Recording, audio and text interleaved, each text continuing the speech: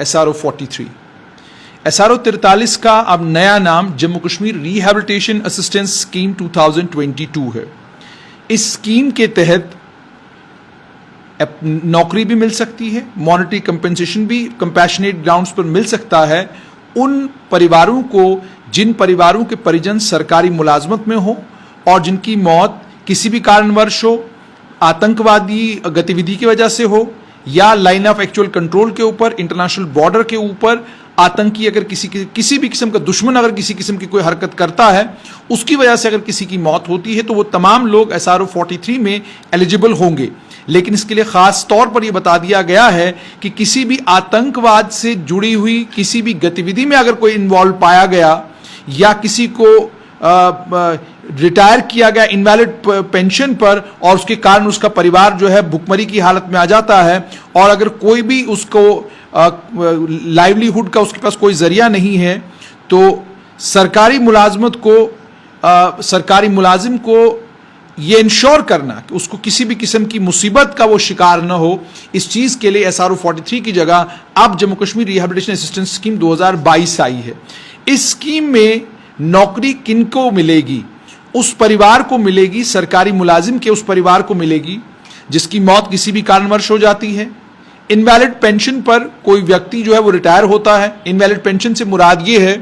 कि CA था, किसी किस्म की कोई बीमारी थी, तकलीफ थी, जिसकी वजह से जो है प्री मैच्योर रिटायरमेंट लेनी पड़ी। प्री मैच्योर रिटायरमेंट लेकर जो है आप चले गए, उसके बाद परिवार का पालन पोषण करने वाला कोई नहीं था या कोई और कारण हो। तीसरा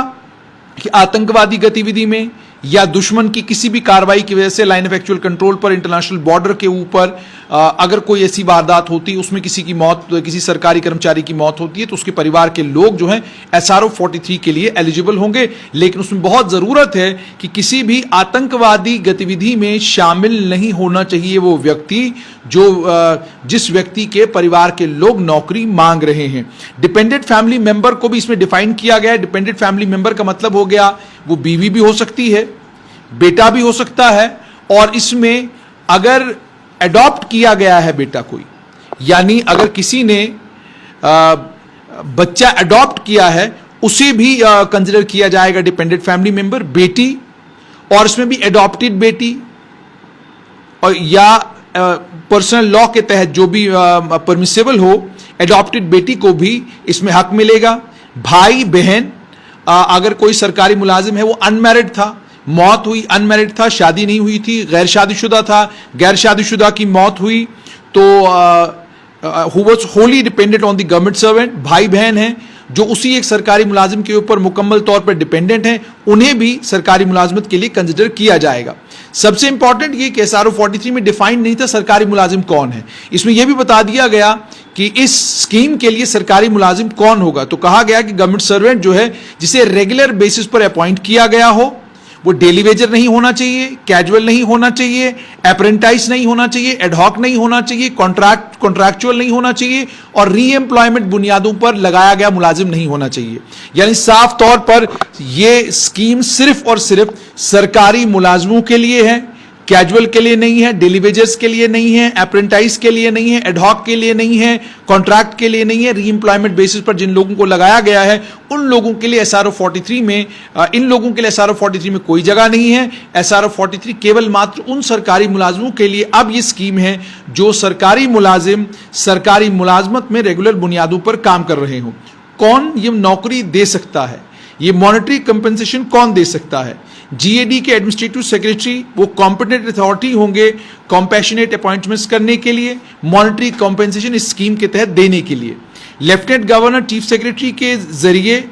in coordination as per the procedure for transaction of government business in the Union Territory of Jammu and Kashmir shall be competent authority for making compassionate appointments in a case where relaxation is involved। जहां rules को relax करने की जरूरत पड़ेगी वहां पर lieutenant governor की intervention की जरूरत होगी, वहां पर लेफ्टिनेंट गवर्नर मुलाजमत देंगे। लेकिन जहां पर रूल्स को रिलैक्स करने की जरूरत नहीं पड़ती वहां पर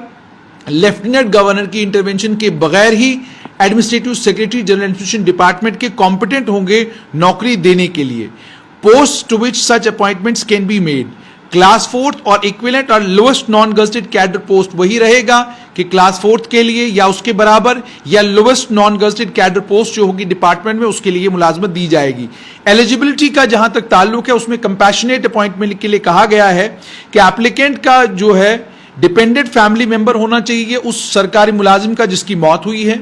एप्लीकेंट एलिजिबल होना चाहिए और उस पोस्ट के लिए सूटेबल होना चाहिए। और यह भी कहा गया है कि जो रेलिवेंट रिक्रूटमेंट रूल्स है उन रेलिवेंट रिक्रूटमेंट रूल्स के मुताबिक वो सूटेबल होना चाहिए उसके लिए। एप्लीकेंट जो ग्रेजुएट है या जिसकी हायर क्वालिफिकेशन है उसको भी क्लास 4 पोस्ट के लिए, नॉन गजेटेड पोस्ट के लिए कंसिडर किया जाएगा। और कोई बार नहीं होगा कि अगर आपकी हायर क्वालिफिकेशन है, हायर क्वालिफिकेशन होने की वजह से आपको क्या कहते हैं क्लास 4 के लिए कंसिडर। अब आपको ये याद रखना है यहां पर कि क्लास 4 के लिए ऑलरेडी एक कानून बन गया है कि 10वीं और 12वीं के बच्चे ही क्लास 4 के लिए एलिजिबल कंसिडर किए जाते हैं। लेकिन कंपैशनेट अपॉइंटमेंट के मामले में कानून ये नहीं है। कंपैशनेट अपॉइंटमेंट के मामले में कानून ये है कि ग्रेजुएट हो या हायर क्वालिफिकेशन हो उन्हें भी कंसिडर किया जा सकता है कंपैशनेट अपॉइंटमेंट के लिए। यह भी कहा गया कि एप्लीकेंट को एसेस किया जाएगा relative merit points assessment scheme के तहत 100 पॉइंट स्केल पर और उसे उन तमाम स्टैंडर्ड्स पर खरा उतरना होगा कंपैशनेट अपॉइंटमेंट के लिए, तभी जाकर उसको कंपैशनेट अपॉइंटमेंट दी जाएगी। यानी 100 मेरिट पॉइंट्स बनाए गए हैं, उन 100 मेरिट पॉइंट्स पर अगर आप खरे उतरते हैं तभी जाकर आप इस स्कीम के लिए एलिजिबल होंगे। अगर एप्लीकेंट सारे एलिजिबिलिटी क्राइटेरिया फुलफिल करता है जो स्कीम में प्रेस्क्राइब किए गए हैं कंपैशनेट अपॉइंटमेंट के लिए, सरकारी मुलाजमत के लिए, और कंपैशनेट अपॉइंटमेंट के लिए अगर उसको कंसिडर किया जाता है उसके पास ये हक हासिल होगा कि वो अपॉइंटमेंट रिफ्यूज कर सकता है। और अगर एप्लीकेंट कहता है जी मुझे मुलाजमत नहीं चाहिए तो उसे 5 लाख रुपया सरकारी मुलाजमत रिफ्यूज करने के एवज में उसे 5 लाख रुपए का कॉम्पेंसेशन दिया जाएगा। जहां तक मॉनेटरी कॉम्पेंसेशन का ताल्लुक है उसमें भी स्कीम सेम है। एप्लीकेंट जो है डिपेंडेंट फैमिली मेंबर होना चाहिए सरकारी मुलाजिम का। एप्लीकेंट को एसेस किया जाएगा relative merit points assessment scheme जो 100 पॉइंट्स की है उस स्केल पर उसको एसेस किया जाएगा। डिपेंडेंट और जो स्टैंडर्ड मीट करेगा कंपैशनेट अपॉइंटमेंट के लिए, मान लो अगर वो उन तमाम लवाजमात को पूरा नहीं कर पाता 100 मेरिट पॉइंट्स पर तो उसे नौकरी नहीं दी जाएगी। और जो डिपेंडेंट होगा उस सरकारी मुलाजिम का उसे एक मॉनेटरी कंपनसेशन 5 लाख रुपए का दिया जाएगा। जो लाइबिलिटी होगी इस कॉम्पेंसेशन पे करने की सरकार के ऊपर, वो उस दिन से ही क्या कहते हैं लाइबिलिटी सरकार के ऊपर बन जाएगी जिस दिन कॉम्पिटेंट अथॉरिटी इस मामले में ऑर्डर पास करती है। उसके अलावा यह भी कहा गया है, सिर्फ इतना ही नहीं, सरकार ने यह भी कहा कि जो सरकार जो है डिपेंडेंट्स की एप्लीकेशंस को अगर वो अलग अलग सेल्फ एम्प्लॉयमेंट की स्कीम के तहत, government sponsored employment generating scheme के तहत बैंक के पास जाता है लोन लेने के लिए, कानूनों के तहत कोई मैन्युफैक्चरिंग यूनिट बनाने के लिए, कोई ट्रेडिंग वेंचर बनाने के लिए, तो उसमें भी सरकार ने ये कहा है कि सेल्फ एम्प्लॉयमेंट के किसी भी मामले में सरकार इस तरह के बच्चों की पूरी मदद करेगी। जहां तक एग्जेम्पशंस का ताल्लुक है, ये कहा गया कि कंपैशनेट अपॉइंटमेंट्स जो हैं are exempted from recruitment procedures. Recruitment के जो कानून हैं यानी सर्विस सिलेक्शन बोर्ड की तरफ से या कोई और रिक्रूटमेंट एजेंसी अगर रिक्रूटमेंट करती उसमें जो कानून है उन कानूनों का इस कंपैशनेट अपॉइंटमेंट रिक्रूटमेंट के ऊपर कोई असर नहीं होगा। रिलैक्सेशन का जहां तक ताल्लुक है, अपर एज और एजुकेशन रिलैक्सेशन जो कानून रिक्रूटमेंट रूल्स के तहत प्रोवाइड की गई है उसको रिलैक्स किया जा सकता है जहां पर भी जरूरत पड़ेगी, लेकिन लोअर एज लिमिट 18 साल रहेगी। यानी कम से कम 18 साल उम्र होनी चाहिए तभी जाकर आपको नौकरी मिलेगी कंपैशनेट अपॉइंटमेंट में। और कंपैशनेट अपॉइंटमेंट में यह भी कहा गया है कि अपर एज लिमिट की रिलैक्सेशन की ताकत जो है वो लेफ्टिनेंट गवर्नर के पास है। उसके बाद जहां तक ताल्लुक है अवेलेबिलिटी ऑफ वैकेंसीज, अपॉइंटमेंट जो है कंपैशनेट ग्राउंड्स पर रेगुलर बेसिस पर की जाएगी और ये तभी की जाएगी अगर रेगुलर वैकेंसीज जो हैं उसके लिए अवेलेबल हैं। कंपैशनेट अपॉइंटमेंट्स जो हैं वो सेंट्रलाइज मैनर में जीएडी में होंगी। एप्लीकेंट जो अपनी एप्लीकेशंस प्रिस्क्राइब डॉक्यूमेंट्स के साथ इलेक्ट्रॉनिकली जो है डेजिग्नेटेड जो जीएडी का पोर्टल है उस पर सबमिट करेंगे और इलेक्ट्रॉनिकली ये प्रोसेस होंगी, इलेक्ट्रॉनिकली ये एप्लीकेशंस प्रोसेस होंगी। और 5% वैकेंसीज जो है हर साल जो डायरेक्ट रिक्रूटमेंट कोटा में क्लास 4 में और बाकी नॉन गजेटेड कैडर पोस्ट में बाकी डिपार्टमेंट्स में पड़ती हैं जीएडी में, जीएडी को ये कहा गया है कि वो 5% वैकेंसीज इन कैटेगरीज में विदहोल्ड करके रखेंगे और इन 5% वैकेंसीज को जीएडी जो है जिन्हें डायरेक्ट रिक्रूटमेंट के लिए सर्विस सिलेक्शन बोर्ड या कहीं और भेजा जाता है, इसमें से 5% वैकेंसीज जो हैं इन्हें यह कहा गया है कि वो डायरेक्ट रिक्रूटमेंट कोटा की वैकेंसीज जीएडी के पास रहेंगी और इसी डायरेक्ट रिक्रूटमेंट कोटा की वैकेंसी के जरिए जो है इन कंपैशनेट अपॉइंटमेंट्स को किया जाएगा। यह भी कहा गया है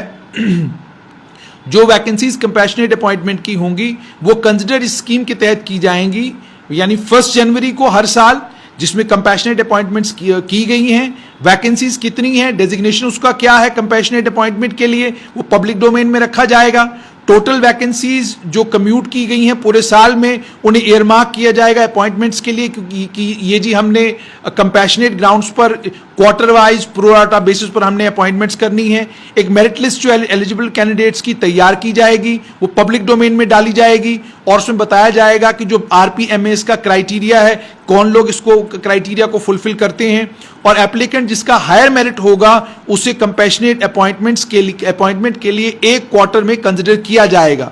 और यह भी कहा गया कि एक सिचुएशन आ सकती है जहां पर एलिजिबल कैंडिडेट्स जो हैं जितनी पोस्टें हैं उससे ज्यादा हो सकते हैं। उस सिचुएशन में एलिजिबल कैंडिडेट्स की जो लिस्ट है वो कैरी फॉरवर्ड की जाएगी और वो नेक्स्ट क्वार्टर में उनको फिलअप किया जाएगा। ये प्रोसेस जो है कंटिन्यू किया जाएगा रोल ओवर बेसिस पर, क्वार्टर से क्वार्टर, और एप्लीकेंट जो एलिजिबल होगा उसे कंपैशनेट अपॉइंटमेंट के लिए कंसिडर किया जाएगा 5वें साल तक from the date of application, यानी 5 साल तक आपको कंसिडर किया जाएगा कंपैशनेट अपॉइंटमेंट के लिए। उसके बाद ही जाकर उस कैंडिडेट को डीलिस्ट किया जाएगा। 5% जो टोटल वैकेंसी जो आइडेंटिफाई की गई है कंपैशनेट अपॉइंटमेंट्स के लिए 1 साल के लिए, वो रिलैक्सेशन ऑफ रूल्स के लिए चीफ मिनिस्टर, लेफ्टिनेंट गवर्नर के अप्रूवल के लिए जाएंगी through chief secretary in coordination. जिस बच्चे को कंपैशनेट ग्राउंड्स पर सिलेक्ट किया गया है उसको रिक्रूटमेंट रोस्टर में एक अप्रोप्रिएट कैटेगरी के अगेंस्ट एडजस्ट किया जाएगा। वो SC, ST, OBC, general depend करता है कि वो किस कैटेगरी को बिलोंग करता है। मान लीजिए वो SC कैटेगरी में है तो उसको SC कैटेगरी में SC के रिजर्वेशन पॉइंट्स के अगेंस्ट एडजस्ट किया जाएगा, और अगर वो ST, OBC में है उसे ST, OBC के पॉइंट्स के अगेंस्ट कंसिडर किया जाएगा, और अगर वो जनरल कैटेगरी का है तो उसे जनरल कैटेगरी की वैकेंसी के अगेंस्ट कंसिडर किया जाएगा। जहां तक 5% की सीलिंग का ताल्लुक है कि 5% डायरेक्ट रिक्रूटमेंट की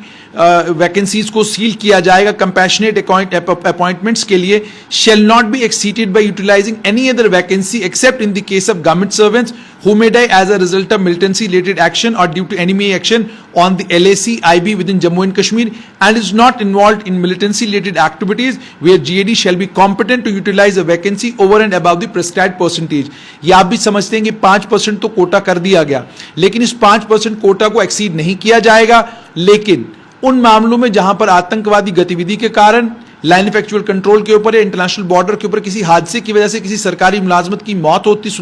मौत होती है तो उस केस में जीएडी ने यह कहा है कि जीएडी को यह ताकत होगी कि जीएडी जो है वो कोई भी वैकेंसी यूटिलाइज कर सकते हैं उस कंपैशनेट अपॉइंटमेंट को करने के लिए। कंपैशनेट अपॉइंटमेंट टेक्निकल पोस्टों के अगेंस्ट भी क्लास 4 में की जा सकती हैं, और lowest non gazetted cadre post जो है एलिजिबिलिटी क्वालिफिकेशन के लिए उसको भी प्रिस्क्राइब किया जाएगा। जहां तक टाइम लिमिट का ताल्लुक है, इसमें एप्लीकेशंस को कंसिडर करने के लिए कंपैशनेट अपॉइंटमेंट या मॉनेटरी कॉम्पेंसेशन के लिए, तो उसमें यह कहा गया कि अगर अवेलेबल वैकेंसी है कंपैशनेट अपॉइंटमेंट के केस में, एक एप्लीकेशन जो कंपैशनेट अपॉइंटमेंट के लिए मॉनेटरी कॉम्पेंसेशन के लिए कंसिडर की जाएगी, डिस्पोज ऑफ की जाएगी कम से कम 1 साल के अंदर अंदर, और 1 साल का वक्फा दिया गया। और मैंने आपको ऑलरेडी बताया है कि जहां तक ये वैकेंसीज का ताल्लुक है, इसमें मैंने आपको ऑलरेडी बताया कि रोल ओवर होता रहेगा, यानी 5% का कोटा जो कंपैशनेट अपॉइंटमेंट के लिए उसको 1 साल के लिए एग्जॉस्ट कर दिया गया। जब 1 क्वार्टर के लिए उसको एग्जॉस्ट किया गया, फिर अगले क्वार्टर में 5% और कोटा एग्जॉस्ट किया जाएगा, फिर अगले क्वार्टर में एक और 5% एग्जॉस्ट किया जाएगा, यानी 5% कोटा हर रिक्रूटमेंट में से 5% का कोटा जो है कंपैशनेट अपॉइंटमेंट के लिए रखा जाएगा, और ये रोल ओवर बेसिस पर सब कुछ होगा। और ये मैंने बोला कि कम से कम 1 साल के अंदर अंदर आपको जो एप्लीकेशन आई है उसे आपको डिस्पोज ऑफ करना है। ये भी कहा गया है कि जहां तक एप्लीकेंट्स का ताल्लुक है वो under Jammu Kashmir rehabilitation scheme 2022 के तहत जब ये मॉनेटरी कंपनसेशन के लिए या कंपैशनेट अपॉइंटमेंट के लिए आपको अब ऑनलाइन जाकर फॉर्म भरना होगा। डिपार्टमेंट जो है कंपैशनेट अपॉइंटमेंट के लिए या मॉनेटरी कॉम्पेंसेशन के लिए जो who may die in harness या आतंकवादी गतिविधि के कारण या एनिमी एक्शन के कारण या किसी मिलिटेंसी रिलेटेड एक्टिविटी में इन्वॉल्व नहीं है, तो ये कहा गया है कि ये तमाम चीज़ें कही गई हैं। ये इंपॉर्टेंट चीज़ें थी सारी, ये मैंने आपको क्या कहते हैं इसकी तफसीलात बता दी। इसमें कुछ और तफसीलात हैं वो भी आपके साथ ज़रूर शेयर करूंगा, लेकिन फ़िलहाल जो तफसीलात मैंने आपके साथ शेयर की हैं इन तफसीलात मैंने आपको बता दिया कि किस तरीके से अब कंपैशनेट अपॉइंटमेंट होगी, क्या प्रोसीजर होगा, प्रोसीजर क्या होगा। और एक और इम्पॉर्टेंट चीज़ जो मैंने आपके साथ शेयर करनी है वो बहुत इम्पॉर्टेंट है, क्योंकि ये आज तक कवर नहीं हुआ था। इसमें इन्होंने ये कहा है कि where there is an earning member in the family, मान लीजिए एक परिवार में एक मेंबर जो है अर्निंग मेंबर है, इन डिजर्विंग केसेस में जहां पर ऑलरेडी एक फैमिली मेंबर अर्न कर रहा है, एक डिपेंडेंट फैमिली मेंबर में be considered for compassionate appointment monetary compensation. लेकिन इस अपॉइंटमेंट को कॉम्पेंसेशन को अप्रूव करने से पहले कॉम्पिटेंट अथॉरिटी अपने आप को सेटिस्फाई करेगी कि अब कंपैशनेट अपॉइंटमेंट देकर मॉनेटरी कॉम्पेंसेशन देना जस्टिफाइड होगा, और यह भी ख्याल रखा जाएगा कि भाई इनके घर परिवार में ऑलरेडी एक आदमी नौकरी कर रहा है। इसमें इस चीज़ का ख्याल रखा जाएगा डिपेंडेंट्स कितने हैं, एसेट्स कितने हैं, लाइबिलिटीज़ कितनी हैं, जो लाइबिलिटीज़ सरकारी मुलाजिम पीछे छोड़कर गया है। आप जानते हैं कई लोगों की मौत हो जाती है और दुनिया भर का कर्जा उनके सर पर होता है, उनके घर में उनका बड़ा भाई, उनके घर में उनका कोई और रिश्तेदार मुलाजिम हो सकता है, लेकिन जो कर्जे हैं, जो बाकी तमाम परेशानियां वो इसी के सर पर है। तो इन तमाम चीज़ों को कंसिडर किया जाएगा, अर्निंग मेंबर की इनकम कितनी है, लाइबिलिटीज़ कितनी थी, और उसमें साथ में ये भी कि जो अर्निंग मेंबर है क्या वो फैमिली उस सरकारी कर्मचारी जिसकी मौत हुई उनके साथ रह रहा है, और क्या वो सपोर्ट करेगा उस फैमिली को या नहीं करेगा। अगर नहीं करेगा तो उसे भी कंसिडर किया जा सकता है। अच्छा, इसमें यह भी कहा गया कि अगर कोई भी किसी भी सरकारी मुलाजिम का कोई परिवार का आदमी ऑलरेडी सरकारी मुलाजमत में है और बाकी फैमिली मेंबर्स को जो सरकारी मुलाजिम के उनको सपोर्ट नहीं कर रहा है, उसमें भी ये कहा गया है कि extreme caution has to be observed in ascertaining the economic distress of the members of the family of the government servant, so that facility of appointment or compensation ground is not circumvented and misused by putting forward the ground that the member of family already employed is not supporting the family। यानी ये भी कहा गया है कि मान लीजिए एक सरकारी मुलाजिम की मौत होती है, उनकी धर्मपत्नी है वो भी सरकारी मुलाजमत में है, उनके आगे बच्चे हैं, मान लीजिए सौतेले बच्चे हैं, सौतेले बच्चे ये कहते हैं जी माँ हमारी सपोर्ट करती ही नहीं है तो आप हमें सरकारी मुलाजमत दीजिए। इस तरह के केसेस, या भाई बहन का मामला, या पिताजी की मौत हो जाए, माताजी नौकरी कर रही हैं वो बाकी लोगों को नहीं देख रही हैं, इस तरह के मामले जो आए हैं वहां पर ये कहा गया है कि जबरदस्त ख्याल रखने की जरूरत है कि ये ना हो कि लोग कंपैशनेट ग्राउंड्स पर जो मुलाजमत मिलती है उस मुलाजमत का गलत इस्तेमाल करें और गलत ग्राउंड्स पुट सामने लाकर वो सरकारी मुलाजमत ले जाएं। उसके बाद एक और चीज कहा गया है missing government servant. Missing government servant के केसेस भी कंसिडर किए जाएंगे Jammu Kashmir rehabilitation assistance scheme 2022 के तहत। यानी आप कंपैशनेट अपॉइंटमेंट के लिए, मॉनेटरी कंपनसेशन के लिए अगर कोई एप्लीकेशन जो है 1 साल के बाद कंसिडर नहीं की जाएगी, from which the missing government servant is. अब एक सरकारी मुलाजिम जो है वो गुम हो जाता है, गुम होने के बाद जब परिवार के साथ संपर्क उसका टूट जाता है तो अगर उसे डेड डिक्लेयर कर दिया गया है रूल्स के तहत, कानून के तहत, तो साल के अंदर 1 साल के बाद वो एप्लीकेशन कंसिडर नहीं की जाएगी, साल के अंदर ही आपको एप्लीकेशन फाइल करनी है। इस मामले में एफआईआर पुलिस थाने में लगी होनी चाहिए, मिसिंग पर्सन को लेकर क्लियर होना चाहिए कि वो ट्रेसेबल नहीं है, कॉम्पिटेंट अथॉरिटी को लगता है कि केस जेन्युइन है, बेनिफिट को लेकर उन्हें benefit will not be applicable to. अच्छा, इसमें 2 चीजें, एक तो मैंने बोला कि एफआईआर जरूरी है, दूसरा मिसिंग पर्सन ट्रेसेबल नहीं है, तीसरा कॉम्पिटेंट अथॉरिटी को महसूस होता है केस जेन्युइन है। इन बुनियादों पर कॉम्पिटेंट अथॉरिटी डिसाइड कर सकती है और मिसिंग जो ये सरकारी मुलाजिम है, इन मिसिंग सरकारी मुलाजिमों के परिजनों को भी नौकरी मिल सकती है। ये इस तरीके से सरकार ने तय किया है। इसमें कुछ और लवाजमात हैं वो भी आपके साथ में शेयर करूंगा। उसके बाद ये कहा गया ये बेनिफिट उन सरकारी मुलाजिमों के लिए एप्लीकेबल नहीं होगा जिन्हें 2 साल से कम का वक्त था रिटायर होने के लिए, on the date from which, उस दिन से जिस दिन से वो गुम हो गए। दूसरा, उनके लिए जिनके ऊपर ये इल्जाम हो कि उन्होंने फ्रॉड किया है या जिनको लेकर ये खदशा है, अंदेशा है कि वो किसी आतंकी संगठन के साथ जुड़ गए हैं, या जिनको लेकर यह है कि वो अब्रॉड चले गए हैं। उसके बाद compassionate appointment in the case of missing government servant also would not be matter of right as in the case of others and will be subject to fulfillment of all the conditions including the availability of vacancy laid down for such appointment under the scheme। इस request को consider करते वक्त police investigation जो हुई होगी उसको भी खातिर में लाया जाएगा, और उसके बाद जो डिसीजन है कंपैशनेट अपॉइंटमेंट के लिए, मॉनिटरी कंपनसेशन के लिए, लेकिन वो जीएडी के लेवल पर ही लिया जाएगा। ये ताकत जीएडी को दी गई है। उसके बाद जहां तक प्रोसीजर का ताल्लुक है वो तफसीलात भी मैं बाद में आपके साथ शेयर करूंगा किसी वक्त। तो ये भी कहा गया है कि अगर कोई रिक्वेस्ट करता है कि मेरी पोस्ट चेंज करें, जब एक आदमी को किसी कंपैशनेट ग्राउंड्स पर किसी पर्टिकुलर पोस्ट पर लगाया गया, जिन सर्कमस्टांसेस में लगाया गया, जिस वजह से वो अपॉइंटमेंट हुई, shall be deemed to have ceased to exist. जब किसी पोस्ट पर किसी को कंपैशनेट ग्राउंड्स पर लगाया गया, उन सर्कमस्टांसेस के बिना पर लगाया गया, इसलिए ये कहा गया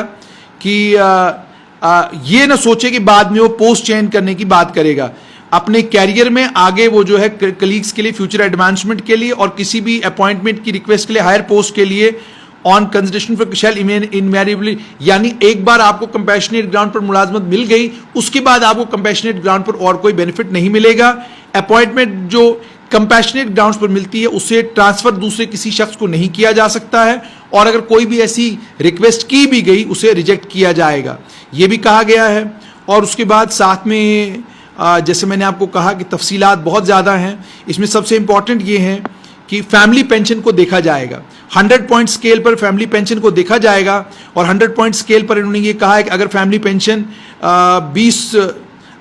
पेंशन 10,000 तक है तो 20 पॉइंट मिलेंगे, 10 से 13,000 है तो 18 पॉइंट हैं, 13,000 से 16,000 के 16 पॉइंट हैं, 16,000 से 19,000 के 14 पॉइंट हैं, 19,000 से 22,000 के 12 पॉइंट हैं, 22,000 से 25,000 के 10 पॉइंट हैं, 25 से 28 के 8 पॉइंट हैं, और 28 से ऊपर के 6 पॉइंट हैं। टर्मिनल बेनिफिट्स का जहां तक ताल्लुक है, जो लंपसम किसी एक सरकारी मुलाजिम को मिलते हैं, उसमें भी कहा गया कि terminal benefit lump sum amount received by the family, जिस समय सरकारी मुलाजिम की मौत हुई, उसमें डीसीआर, ग्रेजुइटी,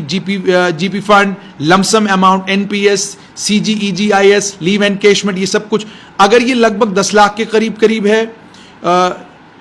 और ये केस जो है 1/1/2016 से पहले का है, तो इसमें 10 पॉइंट मिलेंगे। 10 लाख से 12 लाख तक है 9 पॉइंट, 12 से 14 8, 14 से 16 7, 16 से 18 6, 18 से 20 5, 20 से 22 4, 22 से 24 3, 24 से 26 2, 26 से ऊपर 1। इसी तरीके से ये मैं आपको बता रहा हूं कि किन मेरिट पॉइंट्स की बिना पर तय किया जाएगा। उसके बाद एनुअल इनकम के ऊपर भी देखा जाएगा। नील से 1 लाख तक अगर है तो 10 पॉइंट, 1 लाख से 3 लाख है तो 8 पॉइंट, 3 लाख से 5 लाख है तो 6 पॉइंट, 5 लाख से 7 लाख है तो 4 पॉइंट, 7 लाख से 9 लाख है तो 2 पॉइंट, 9 लाख है तो कोई भी पॉइंट नहीं मिलेगा। इमूवेबल प्रॉपर्टी अगर है ही नहीं तो 10 पॉइंट, 200 स्क्वायर फीट तक है तो 8 पॉइंट, 201 से 400 स्क्वायर फीट तक 6 पॉइंट, 401 से 700 स्क्वायर फीट तक 4 पॉइंट, 701 से 1000 स्क्वायर फीट तक 2 पॉइंट, 1101 स्क्वायर फीट से ज्यादा अगर है तो कुछ नहीं मिलेगा। लेफ्ट ओवर सर्विस जो डिसीज की थी, अगर 2 साल बची होगी तो 1 पॉइंट, लेफ्ट ओवर सर्विस 12 साल है तो 6 पॉइंट, लेफ्ट ओवर सर्विस 22 साल है तो 11 पॉइंट, अगर 20 साल होगी तो 15 पॉइंट, अगर लेफ्ट ओवर सर्विस डिसीज की 20 साल है तो इसमें बताया गया है कि ये 10 साल तक होगी तो 5 पॉइंट, 30 साल तक होगी तो 15 पॉइंट, 20 साल तक होगी तो 10 पॉइंट। और उसके अलावा मैरिज को लेकर भी यहाँ पर बताया गया है कि अनमैरिड डॉटर्स को लेके भी पॉइंट्स मिलेंगे। और इसके अलावा अन्य और कुछ और, जैसे मैंने आपको बोला कि अनमैरिड का है, उसके बाद डिपेंडेंट्स का है। अगर अनमैरिड डॉटर्स जो हैं, अनमैरिड बेटियां अगर उनकी 1 है तो 5 पॉइंट, अगर 2 से ज़्यादा हैं तो 10 पॉइंट, डिपेंडेंट अगर 1 है तो 3 पॉइंट, अगर 2 और 2 से ज़्यादा हैं तो 5 पॉइंट, अगर वाइफ ने सरकारी मुलाजमत के लिए अप्लाई किया है तो 10 पॉइंट मिलेंगे, अगर डिपेंडेंट फैमिली मेंबर से किसी और ने अप्लाई किया है तो 10%, अगर डिसेबिलिटी है 40% तक तो 4%, 4 पॉइंट्स मिलेंगे, 40 से 60 6 पॉइंट, 60 से 80 8 पॉइंट, 80 से 100 10 पॉइंट। तो ये नया SRO 43 है। अब इस नए SRO 43 के तहत आज के बाद जितने भी केसेस हैं वो देखे जाएंगे, और सरकार ने साफ किया है कि इससे पहले के जो केसेस हैं SRO 43 के, वो भी सरकार ने कहा था कि उनको डील किया जाएगा उसी पुराने कानून के तहत। ये नया कानून वाइब्रेंट कानून है, तफसीली कानून है, सरकार ने पूरी एक्सरसाइज करके कानून बनाया है। और इस कानून की सबसे खास बात है कि मिसिंग गवर्नमेंट सर्वेंट्स के मिसिंग सरकारी मुलाजमों के परिवार वालों को भी इसमें सरकारी नौकरी मिलेगी, और मेरिट पॉइंट्स पर तय किया जाएगा कि किसको नौकरी मिलेगी, किसको नौकरी नहीं मिलेगी, और ये प्रोराटा बेसिस पर होगा। और हर साल 5% पोस्ट को मुख्तस किया जाएगा सिर्फ और सिर्फ कंपैशनेट अपॉइंटमेंट्स के लिए।